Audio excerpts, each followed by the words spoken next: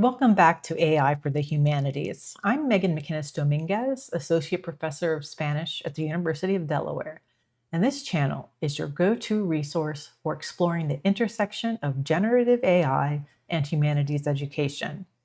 We dive into the latest developments in large language models, or LLMs, as well as image and video generation tools, discussing their benefits, challenges, ethical concerns, and practical classroom applications. Our mission is to ask not only what AI can do for the humanities, but what the humanities can do for AI. In today's episode, I'm excited to introduce one of our undergraduate research interns, Emilia Cortale. Emilia is a Spanish Studies major here at UD with minors in advertising and human development and family science. She's been researching Meta's Llama 3.3 model, an open source, high performance large language model that's quickly gaining attention for its efficiency, accessibility, and surprising performance across benchmark tasks. Emilia will walk us through the technical advances of Llama 3.3, compare it with other LLMs like GPT-4o and Gemini, and demonstrate how she's been using it to support her Spanish language learning. She'll also raise important ethical questions around authenticity, generational views on technology, and what it means to use AI as a tool in human relationships. Let's take a look. Hello, and welcome back to AI for the Humanities. My name is Emilia Cortale, a research assistant studying AI under Professor Meghan McInnis-Domínguez here at the University of Delaware. I am currently a junior Spanish Studies major with a double minor in advertising and human development and family science, and I am very excited to share my research with you all today. I was interested in joining this project because of how rapidly artificial intelligence has advanced in such a short amount of time. AI impacts various aspects of our society, from our careers to our personal lives, and I was curious about how we can connect AI technology, which is heavily linked to and rooted in other STEM fields, to topics relating to the humanities, which I am currently studying. The study of both AI and the humanities are crucial to understanding ourselves and the rest of the world, and I believe that both can offer important contributions to our communities. That being said, let's get started. The tool that I've been tasked to work with is Meta AI, specifically its Llama models. So from here on out, I'm only going to be focusing on Llama 3.3 as it is Meta's latest AI model. So what is Llama 3.3? Llama 3.3 is one of the many large language models put out by Meta in recent years. The name Llama stands for Large Language Model Meta AI, and it was released on December 6, 2024. So while it's still relatively new to the AI community, it has been out for some time. It is an open source AI model, which I will explain in a little bit.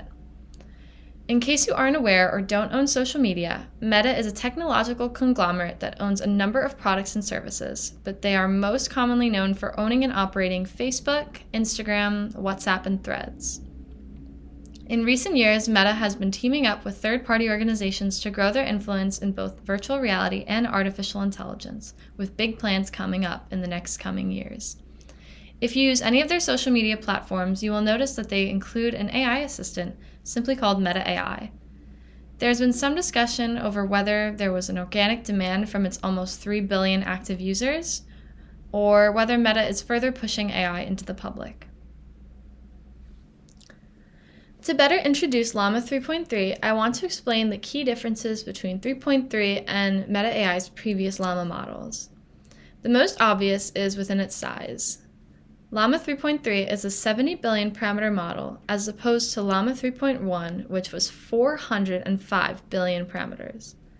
While there is a significant difference in the amount of parameters, Llama 3.3 performs at nearly the same performance level, thanks to the advanced optimization techniques implemented by Meta to balance both model size and performance. Llama 3.2 needed around 2 terabytes of GPU memory to run, while Llama 3.3 needs less than 100 gigabytes. This means that Llama 3.3 is not only more cost-effective, but it is much more accessible to the community, now that it is no longer necessary to own high-end hardware to run the program. Throughout the process of training Llama 3.3, Meta not only used a broader spectrum of data, but real-time sources that allowed the model to adapt to evolving trends. They used about 15 trillion tokens of data sources from public resources. According to a statement published by Meta, it took 39.3 million GPU hours, which is a unit of measurement for computational time, and 11,390 tons of carbon dioxide emissions to train Llama 3.3. While that sounds like a lot, they claimed as well that they achieved close to net zero carbon emissions by using renewable energy in the training process. Llama 3.3 is also able to handle long documents and preserve coherence over a numerous amount of pages. It can support about 128,000 tokens, which is roughly the amount of text in a decent-sized novel. While 3.3's GPU demands are significantly lower from its previous models, not all devices are able to run it directly. And my 5-year-old MacBook is one of them. I cannot download 3.3 onto it. However, Llama 3.3 is available on different online platforms such as GitHub, Hugging Face, Boodlebox, and many more, and this does not compromise much of its functions or the quality of Llama 3.3. In a previous slide, I used the term open source, and this might be a new term to some people, so I'd like to talk about it a little bit more in depth for just a moment. In short, an open source model refers to one whose code and data are made available to be used, modified, and shared within and beyond the coding community. This accessibility allows for frequent innovations and encourages people to experiment with using artificial intelligence. The term open source implies another type of AI technology, which is closed source. Closed AI gives the opportunity for more security, quality control, and a more consistent and reliable user experience. I included a little graph over there showing some popular tools and whether they are open or closed source. So as I mentioned before, Meta AI and all of its Llama models are open sourced. There's been a lot of debate on whether open or closed source models are inherently better and what should we as a society lean more into and what should we focus on. However, from what I've read from both experts and impassioned community members, both open source and closed source models are necessary for research and technological advancements. So there's pros and cons to using both, and people kind of have to decide what they prefer more. Next, I want to touch on Llama 3.3 in comparison to other generative AI tools. Now, I find this image on the right side of the screen really interesting. This image was uploaded to X this past December when Llama 3.3 was released by Ahmad Aldal, the head of Gen AI at Meta. The text might be a little small to read, but this graphic is a chart comparing a handful of recent AI models and grading them based on a number of different categories. Now, each cell that is highlighted in the light blue represents the model that has earned the highest score for each benchmark. And by this assessment, Llama 3.3 is really crushing the charts in practically every category, going as far as to score higher than tools such as Gemini Pro 1.5 and even ChatGPT's newest model. I just want to highlight two benchmarks that are included in this graphic. The first one that I wanted to talk about is Llama 3.3's MMLU, otherwise known as a Massive Multitask Language Understanding. You might be asking, hey, what is that? I've never heard of an MMLU. So what that is an MMLU measures knowledge acquisition during a model's pre-training sessions. So this specific benchmark is quite challenging, and it's very similar to how we evaluate human intelligence, focusing on zero-shot and few-shot settings, which are different transformative techniques in machine learning.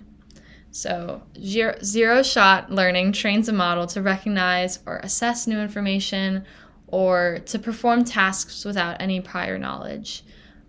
So think back to when you were in middle school and teacher called on you, asked a question, and you had not a clue, you had no idea what that was, And so you guessed based off of your intuition and you got it right.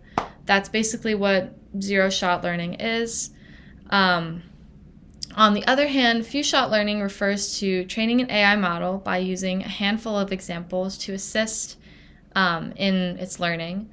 They both have their limitations, and there are different appropriate situations where they're used in pre-training, but that's basically the gist.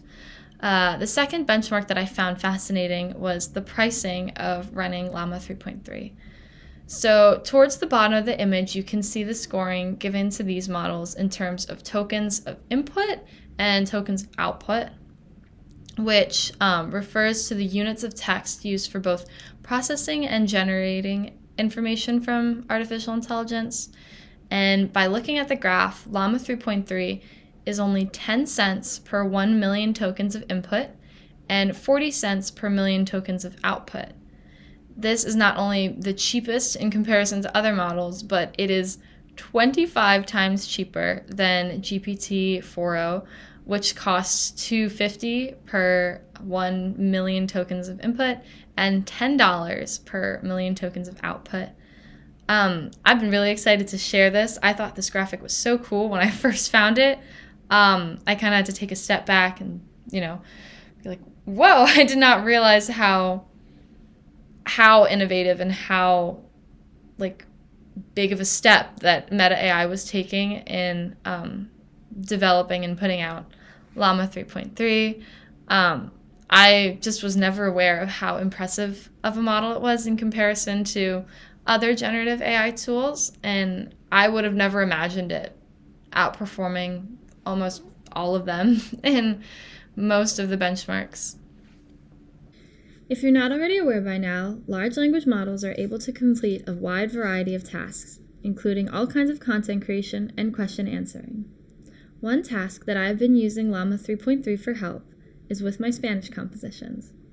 While I consider myself a proficient listener who can understand a good deal of the language, I often have difficulty speaking or typing in a manner that is more common to native speakers and more natural sounding. With me, I have two phrases, one that I wrote in English and one written in Spanish without the help of a translation app, where I included a common mistake that hopefully AI can catch for me. I've been meaning to reach out to some family members, and so we're going to use AI just as a little demonstration to see how it can help with Spanish composition. So also, because I'm working from a laptop, I cannot download Llama 3.3, which is why I'm using it via Hugging Face. And so, as I explained earlier, Llama 3.3 can only really be downloaded onto, more complex and, bigger PCs that can handle it. And my 5-year-old MacBook is not one of those devices. So here we are. Okay. So first we're going to ask Llama 3.3 to translate the following sentence into Spanish. So first I want to craft a text message to my host mom from Argentina. So I'm just going to say hello. Can you translate this text message into Spanish? And then I'll provide the message.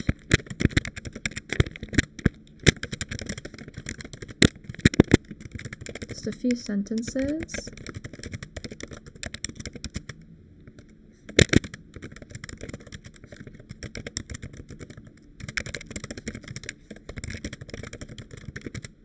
Sorry for being quiet. I don't really talk while I'm typing. But for context, my host mom, she makes necklaces and then sells them, so I bought 2 of them. And I've been meaning to let her know that I've been wearing it a lot more now that the weather is nicer, because they're not really winter pieces. Okay, here we can see that Llama 3.3 is easily converting it into into Spanish from English, and explaining a breakdown of the translation, which is very interesting. So let's see. Accent and Maria, common Spanish name. That is how you spell her name. It says, he estado usando los collares que me regalaste recientemente.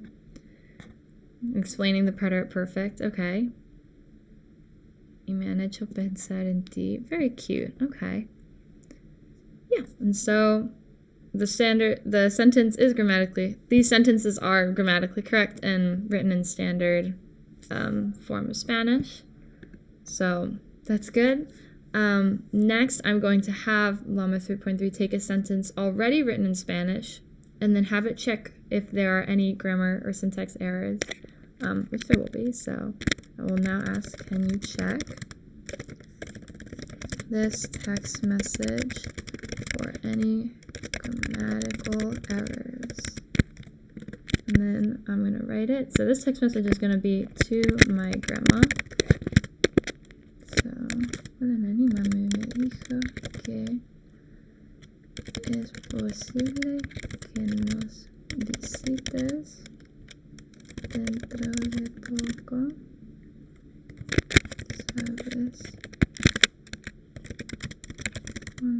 ¿Sabes cuándo vas a venir? Te extraño mucho. Sure, we'll add those O's, see how it reacts. Okay. And then we'll hit that.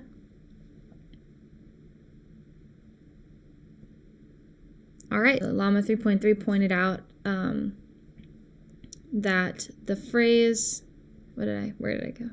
Dentro de poco is a little bit weird in this context and not as natural as saying pronto instead. So it pointed that out and then explained why it fixed it. It also added the punctuation because I don't know how to do the upside down one on a keyboard. And then it noted that I was missing an accent mark on cuando. And why it's important. Very interesting. And then it, noticed that the multiple O's are, an affectionate way of typing. So that's great. And then I'm going to say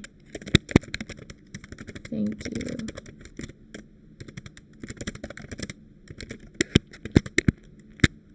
I always like to thank AI before I say goodbye. It's just something I do when I use generative AI. It feels polite and just. I'm not going into a big discussion on whether artificial intelligence or other technology is alive, but I think it's kind, and so that's just what I do. To each their own.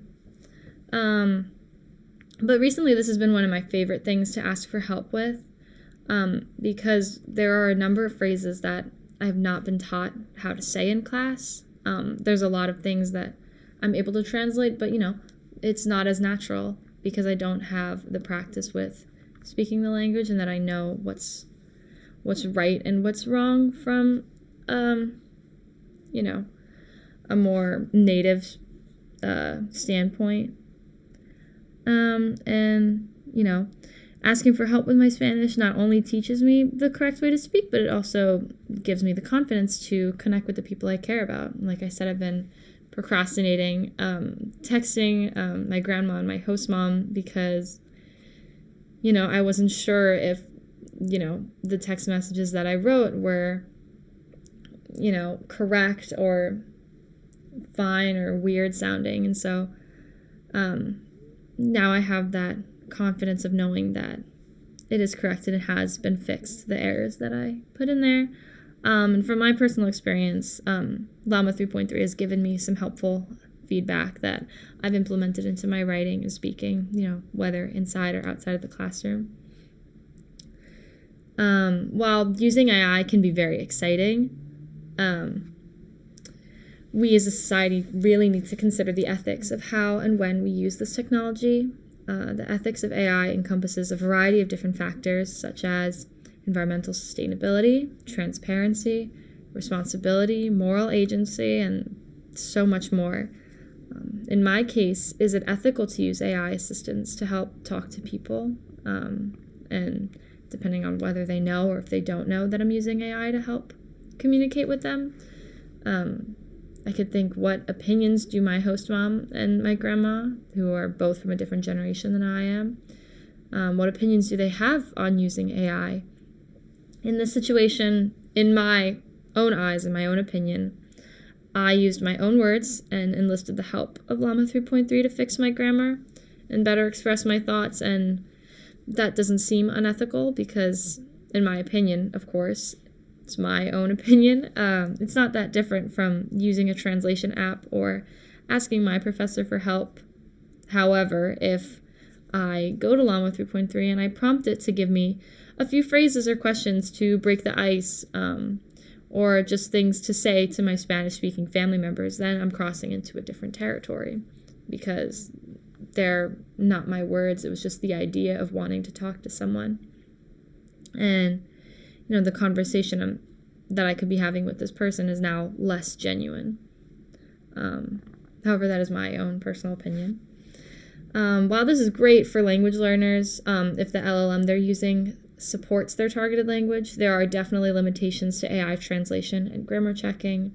There are just so many factors to take into account when learning a language, especially one as common as Spanish, where there are a multitude of different dialects, regional vocabulary, and other linguistic tendencies that can differ depending on the person you're speaking to, their age, their gender, their nationality.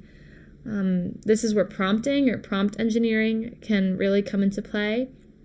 Maybe if I wanted to get a more accurate or targeted result, I could alter my prompt by saying, translate this text message into Chilean Spanish, or I could specify with whom I'm talking to. I'm talking to my host mom that is about this many years old. I'm not going to say because that's rude.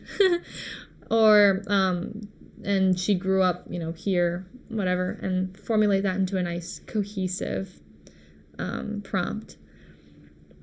While already this technology is amazing and very impressive, there's always room for improvement, and there's always something that can be worked on in upcoming updates or new developments from Meta.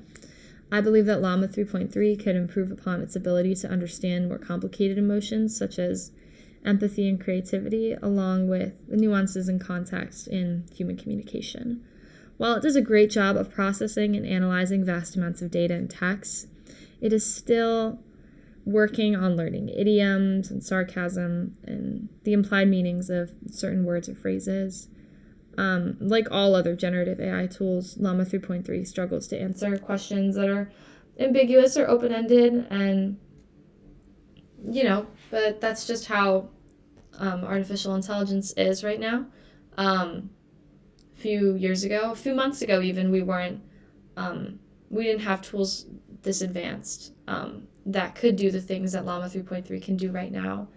And there will always be limitations. There will always be things that need improvements. But we have come quite a ways from AI just a few years ago and AI right now.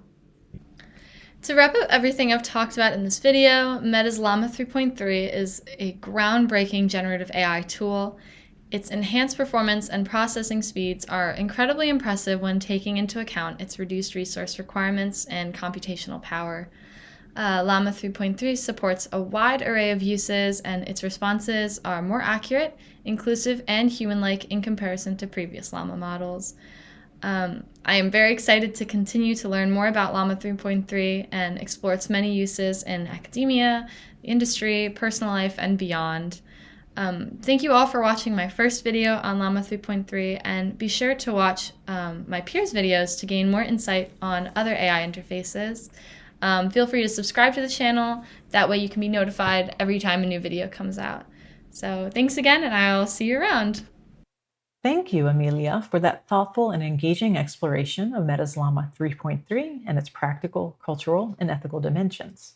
Your comparison of Llama with other leading LLMs, as well as your honest reflection on using AI in personal and academic language contexts, highlight the complex role these tools now play in our lives. As Emilia demonstrated, Llama 3.3 offers impressive speed, affordability, and functionality, especially in translation and grammar refinement, making it a powerful resource for language learners and educators alike. Its open source design also invites broader access and experimentation, potentially supporting greater equity in AI innovation. Yet, as we saw, these tools also prompt deeper questions. What counts as authentic communication? How do we ensure AI reflects cultural and linguistic nuance? And how can we, as humanists, shape the future of these technologies with intention and care? As always, the challenge and the opportunity lies in how we use AI, not just to replicate knowledge, but to expand human understanding. Thank you for joining us, and don't forget to like, subscribe, and share this video. Until next time, stay curious, stay critical, and keep exploring how the humanities can illuminate the future of AI. It started with a question, a phrase I couldn't say. In Spanish it was hazy, the meaning slipped away. Then Llama came to listen, soft guidance in the glow. Not to speak for me, just help the words to flow. Open source and wide awake, trained on billions but still opaque. Yet in this tangled web of code, I found a lighter learning load. It's code and conversation, a mirror and translation, between intent and grammar's thread. Llama helps me say what's in my head. It's not replacing thought or soul, but making broken speech feel whole. In this AI generation, it's still a human conversation. From novels to emotions, through context windows wide, it learns but doesn't feel them, still it walks close by my side. There's power in precision, but warmth still needs a spark. AI can help us speak, but we still leave the mark. Every prompt's a quiet ask, every sentence holds a mask. But if we teach it what we mean, we shape the soul inside the machine. It's code and conversation, a mirror and translation, between intent and grammar's thread. Llama helps me say what's in my head. It's not replacing thought or soul, but making broken speech feel whole. In this AI generation, it's still a human conversation.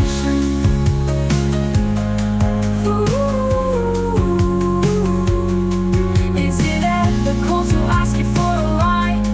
Or do we cross a blurry line in time? We build the tools, we set the pace, but still it's us who give them grace. So it's code and conversation, a quiet collaboration. From Llama's logic to my voice, in every prompt I make the choice. This isn't just automation, it's care, it's trust, it's transformation. In this AI generation, let's keep the human in conversation.